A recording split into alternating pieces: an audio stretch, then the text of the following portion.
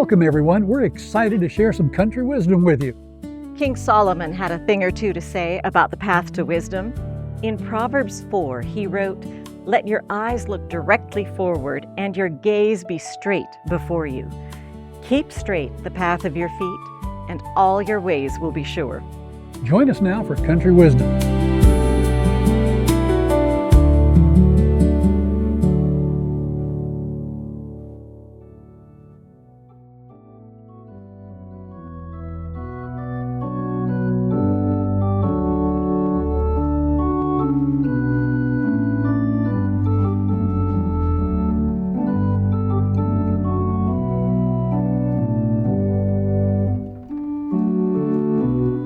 I'm probably not telling you anything that you don't already know because you've been around me enough, but I love music.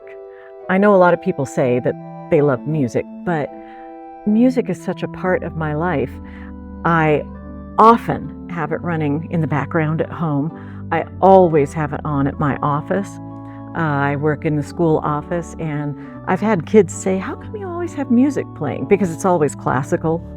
And I try to explain that having that lovely, that truly beautiful music going in the background keeps me calm. It affects my mood, and it makes the office seem more inviting. When parents come in, I would like to think that just having that lovely, soothing music in the background helps everybody. So you don't say that in a threatening way to the kids, though. Well, I think that they recognize, because they know me, anything that helps keep Mrs. Nelson calm is a benefit. It's a good thing. Okay. It's a win-win for everybody. But I love music so much that I wouldn't be married to the man I'm married to. And I know that for a fact because Steve did not consider me girlfriend material. He and his mother, I think to her dying day, never considered me girlfriend or wife material for him. But that's another episode. But he asked me out specifically because he had tickets to a classical concert. He played classical guitar, and these were the Romeros from Spain, man and his 3 grown sons. Oh, beautiful music. And he thought, I paid money, good money, for good tickets to this concert. I don't want to take someone who's not going to appreciate the music. And so he thought of me. We'd worked together all summer, and he thought, Janice loves classical music. She'll be fun for the evening. And that's as far as he thought. It was just, how do you put a placeholder? You know, this is someone who I don't feel I've wasted the ticket on. So we went to that, and he actually never dated anyone else after that. But the way you say that is so cute.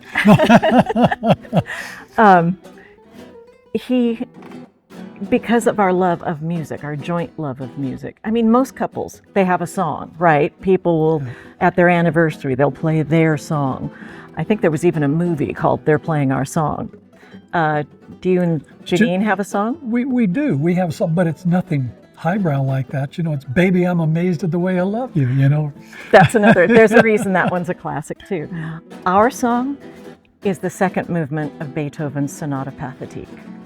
And when it comes on, I'll hear that. And it always makes me smile. And I think of Steve because he plays that on the piano. And he will sometimes sit down, and when he's playing that song, it's just like everything else stops. And it's just one of those little things that reminds you of why you love him. So when I hear it come on the radio, when I hear it come on to Pandora, I just always smile because I think of my husband. And I have often wondered, why is it that music touches us on a level that words by themselves don't? You know, why is it that a hymn that you hear in church will reach you where you might be dozing through a sermon or thinking about your to-do list instead of focusing? I start singing some hymns and I can't even hardly get through them. I'm kind of covering up because tears are starting to come down my face. Pretending it's allergies, right? Yeah, exactly. I have a song, It Is Well With My Soul, that is like that. I lead praise music at church some weeks, I cannot do that one from up front because my voice would begin to crack. Some of those fabulous verses in that hymn, Yeah. and especially when you know the backstory of it.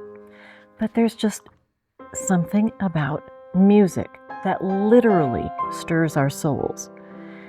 And I don't know if you've ever thought about why. Why do humans feel the need to express themselves through music? Why are words themselves not good enough? Because we have a great vocabulary, English in particular. Huge vocabulary compared to other languages. Why do we need to put it to music on top of that to express ourselves, to get to the root of what we're feeling? I'm sure you've probably got an idea, but if you would you mind holding my Bible? I found something. I wanted to bounce this off of you and just hear your thoughts on it. Let's see, I took quite a few shots. But a fellow named Steve Pinker, he's a psychologist. I think I've heard of him. And he wrote about music is just auditory cheesecake. Auditory cheesecake. Now, I get some people like cheesecake, of course. He was referring to the theory that music is a useless byproduct of natural selection. A useless byproduct. A potentially wasteful use of our brain's resources that bring pleasure but serve no evolutionary purpose for the species.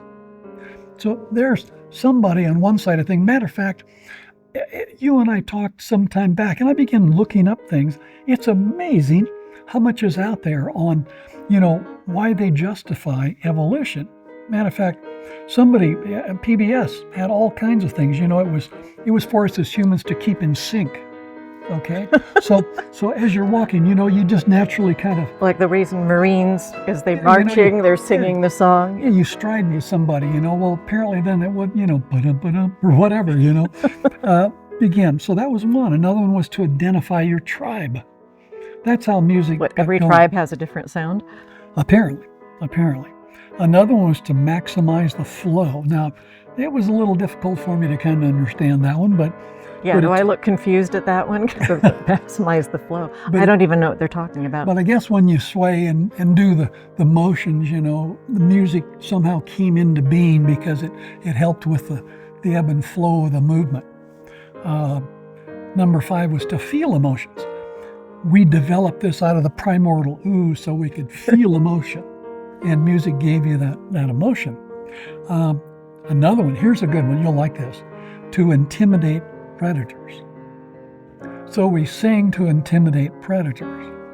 Well, I can almost understand that because Scottish military men, that's what the whole bagpipes and the yells were for, was to intimidate the enemy. I can see the Samoans, that definitely does it, They're so great at that, with their music and things. Kind of interesting. Then 7 was survival of the funkiest. Yeah. Was this still all Pinker? Yes. Well, this was PBS doing this whole thing on evolution of music, how it rose up from nothing, along with us. We rose up from nothing and came up, and somehow music got stuck in there in these places. And this is what they're saying. If Darwinism explains the organic world of animals, plants, and other organisms, why can't it explain human culture? So it somehow just got in there and evolved. But I know you've got some thoughts on that too. Oh, yeah. We should get to that. Mr. Pinker's, it's a useless byproduct of evolution, and I disagree with all 3 of those. Useless, byproduct, and evolution. There you go.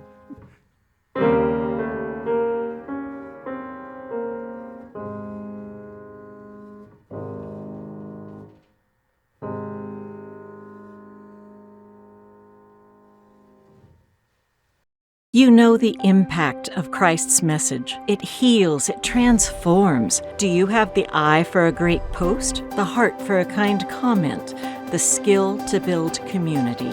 Walking Donkey International is looking for passionate volunteers, from seasoned content creators to newcomers. We are a Christian community dedicated to sharing Christ's love. This is a real opportunity to turn your time into ministry. Scan the QR code to make a lasting impact. No one could ever calculate the amount of sacrifice that went into the making of this great nation, the gains of so many because of the loss of the precious few. As a child in school, I sang America the Beautiful, God bless America. We started every day by reciting the Pledge of Allegiance. But a lot has changed. Biblical predictions are taking shape at an amazing pace. If you're about my age, you know that this is not the country we all grew up in. It seems like this nation is rushing toward a cliff with no possibility of return. When I became a Christian, I began studying biblical prophecy, last day events. I found a book called The Great Controversy that was amazing in its clarity. If you'd like a copy, log on to our website. To order your free copy of The Great Controversy, go to talkingdonkeyinternational.org. Click on the Store tab and order your copy today. So this Pinker guy, I don't know where you found him or why anybody should listen to him. And you don't know why I'd even care about it, right? No, because anyone who can say something about music, calling it a useless byproduct, clearly has no taste. Cheesecake. I think that was the... I don't even get the cheesecake I didn't analogy either, actually, there, but he clearly doesn't know what he's talking about, and he doesn't appreciate music. There are people like that. There are people who don't like chocolate, and it's like, just don't pay attention to them. They don't count. But he calls these people, I got to interrupt you. These people are trying to convince the entire world of evolution. That's why they're out there, not because he's got some little fancy. But again, useless byproduct. Why would anything useless have arisen in the first place, according to them? Obviously, I don't believe those things. I think that God designed it, gave it to us as a gift. It has purpose. But even, let's say that, we're thinking like the scientists, thinking like the evolutionists. There's no explanation for how music arose because it doesn't do anything for our survival. When you think about the way they do early man, what possible use did they have for music? How did that make them survive another day? There's nothing to it. So why would it have been naturally selected? You have a child who has a musical trait. Why would nature have gone, oh, that's going to be good for mankind? There is no practical purpose to it. I guess in that sense you might consider it useless. I was thinking only when you don't believe that we have a real soul. I was thinking of the caveman walking along and he starts singing. What's going to happen? The brontosaurus or something is going to come up and eat him. There's dinner. Yeah. Right. Dinner's coming It'd my be way. Useless. Also, they can't really explain that whole process for how we got to music. But if you believe God designed us, then there's a reason that our brains are the way they are. And here's something great. Oliver Sacks, I've read several of his books. He wrote one called This Is Your Brain on Music, which is just a great title. But he was talking about things they've learned about our brains. When you are listening to music, there are certain areas in your brain that are lighting up that are based on different pitches, different notes. Really? Highlight a different little part of your brain. He said that if you're a patient and they're doing a brain scan and you have, let's say, earbuds in and you have music playing that the technicians can't hear, they can watch your brain and map what parts are lighting up, and they could actually figure out what tune you are listening to because they have identified which little part. Oh, she's just heard a C, she just heard a D minor, and they could actually know what you're listening to. That's incredible. Even when they can't hear it. And he was talking about the fact that our brain seems designed to resonate with music. And I believe that. And I think God designed us. So then you have to start saying, why did he design our brains to respond to music like that? It's the whole creation, Janice. Think about the plants, the studies they've done with plants. You put the plants in with just, hard acid music or whatever it is, all the stuff, and the plants wilt. You put in Beethoven, and the plants just begin to thrive. And it's a whole different Built situation. into their cells. Built into their cells, yeah.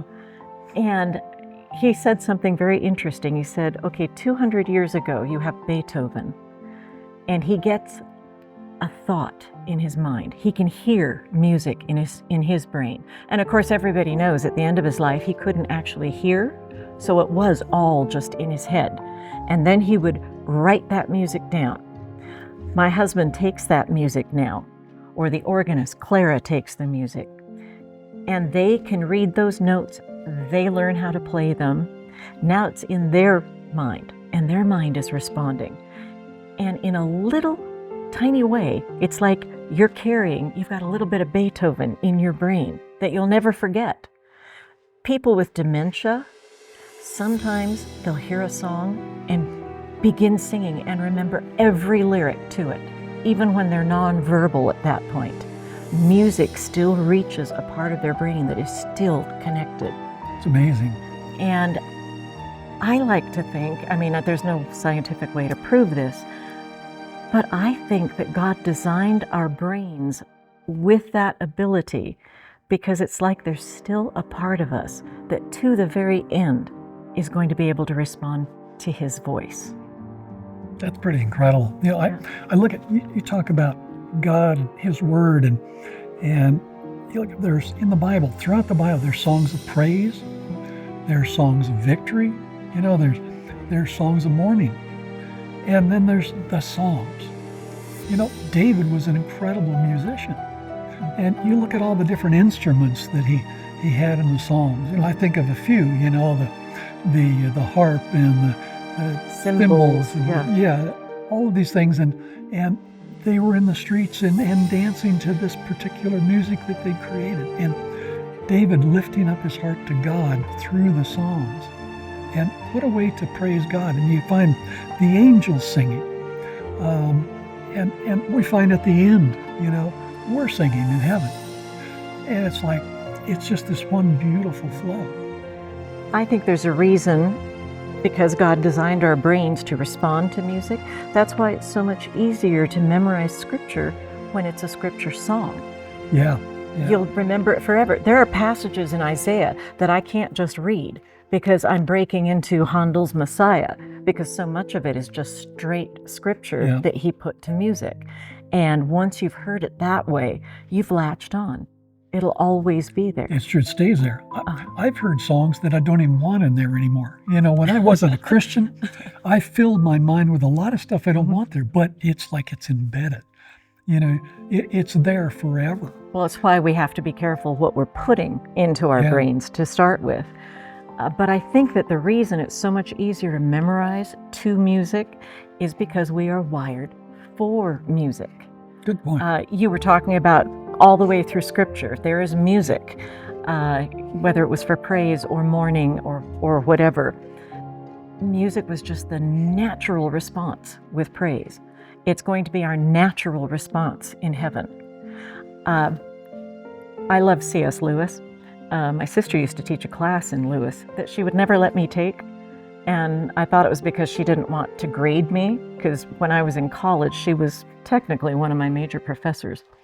I wanted to take that class, and she finally admitted I would make her nervous having me in her class.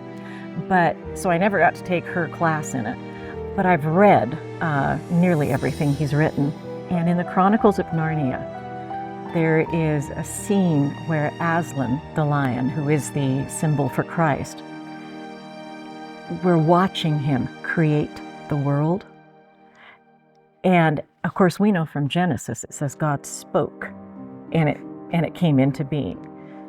He has Aslan singing.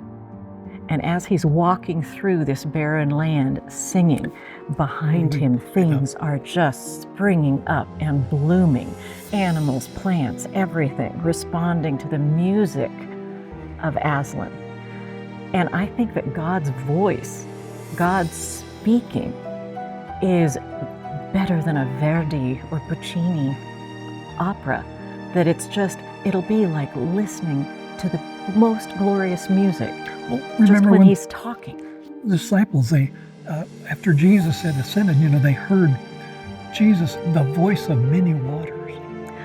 What kind of voice is that? The voice of many waters, You talk about melodious and just, it's so incredible. We can't even begin to understand it here. But I think you mentioned being able to connect singing with Scripture, and I was thinking Psalms 25 has kind of always been one of my favorites, and I can't really sing it, but it's You're always unto thee, breaking O into Lord, song. do I lift up my soul unto thee, O Lord. And you can just go along and sing that, and you've got the Scripture, Mm-hmm. And I think God did that exactly for us, to give us another way to worship, another way to lift our hearts to Him. I have heard, not having grown up Jewish, but I have heard that in Jewish synagogue schools, that they're full of music because they're singing the Torah, and that is Yeah. how they memorize it. So I think God gave it to us for a reason. He knew this is going to be a tool. It's not a useless byproduct. Music is there to reach our hearts, and it's there for us to be able to share our emotions with each other, and it's there to literally get to feel a bit of God, to hear God's voice. I think that's a real key, to hear God's voice. And as we look at these things, God's the owner of all the universe. God is the creator of everything. God is the one who came and died for us. Why would He not want to give His children something glorious and wonderful and happy to be enjoyed? For us to dig and try and bend Darwin around to say, oh, all of this stuff. No, we have a creator God, don't we? I don't think evolution answers the question of why is there beauty. And music is just an expression of beauty. Yeah, It can't explain it, but God can. that's very true. God can explain it, and God does throughout Scripture in so many gorgeous ways. I wish that people, even if they don't know much about God, that they grab a Bible and then just begin reading. Start out in Genesis chapter 1. In the beginning, God. That's the first Bible doctrine. In the beginning, God. And then what happened? He created. And all these things, and as you said earlier, He spoke and it came into existence. Wouldn't you love to have been there? Oh, I yeah. think that Lewis's depiction of Aslan singing is glorious, but I imagine the real thing was better than that. Oh, yeah. I can hardly wait to see the replays. Yeah. Well, you look at all the way in Revelation, and we look at that sea of glass as we stand on that sea of glass, and we lift our hearts in praise to God talks about harps. Mm-hmm. And all of those things, God is so musical in His life. And I hope that we don't allow, even in my life, there's so much that tries to convince us to don't believe this and no, there's no creation, and we're just, we come out of the ooze and that's it. We have nothing to look forward to. There's no hope of eternity. There's nothing else. But there is, isn't there? Yeah. And another little tidbit of brain science. Even if you are in a bad mood, if you sing praise music, you will get in a better mood. It changes your brain waves. Yeah. So that is not a useless byproduct. Very true. Whenever my grandmother was traveling, she always sent me postcards and letters, some of which I still have. They made me feel special. Have you ever wondered what a letter from God might say? That He loves you, that He thinks about you every day, that He can hardly wait to see you? Then you're going to want to read My Dear Child, a free booklet you can order right now. Go to TalkingDonkeyInternational.org and request offer number 142. That's TalkingDonkeyInternational.org.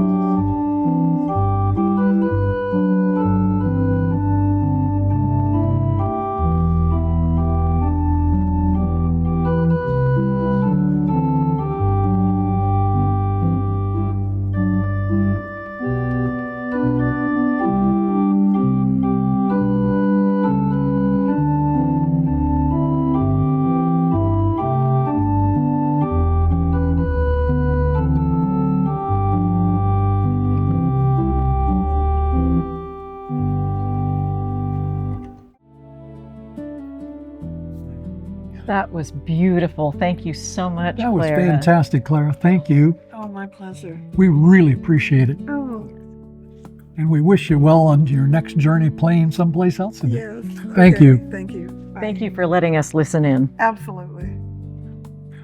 It's so incredible. I know, and I know that this has been a long way around to my point. The reason I wanted to do this whole episode on music is because I'm convinced that music is actually the language of heaven. It's true. Matter of fact, let me show you something. Comes to mind, found in the book of Revelation. Let me see if I can find it here. Matter of fact, in Revelation chapter 15, you might remember back in Exodus 15 when God led the children of Israel through the sea, part of the sea, all the way through the other side, destroyed the enemy, and Moses sang a song of deliverance in Exodus 15. You go to Revelation 15, and they sing the song of Moses, the servant of God, and the Lamb again.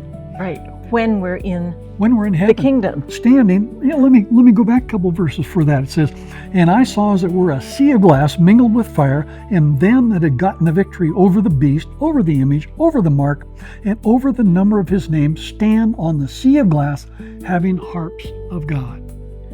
I don't know what those harps are going to be like, but I'm sure it's better than any harp we've ever seen, and I've seen some beautiful harps. Musical instruments, right? Right.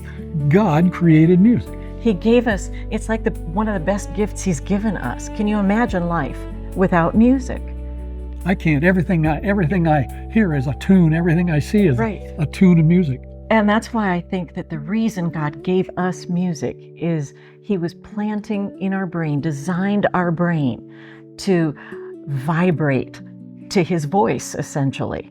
And Yeah. I think when we hear that heavenly music, our hearts are just going to enlarge. It's like, yes, this is what I was hearing the little echoes of back on earth. The real key is I want to be there.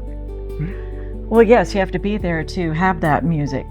You know, if you feel about music the same way I do, if a song has ever just touched you, if the first few notes of your favorite song just make you stop everything to listen, I think that's God talking to us through a language that we can understand better than any words, better than any sermon.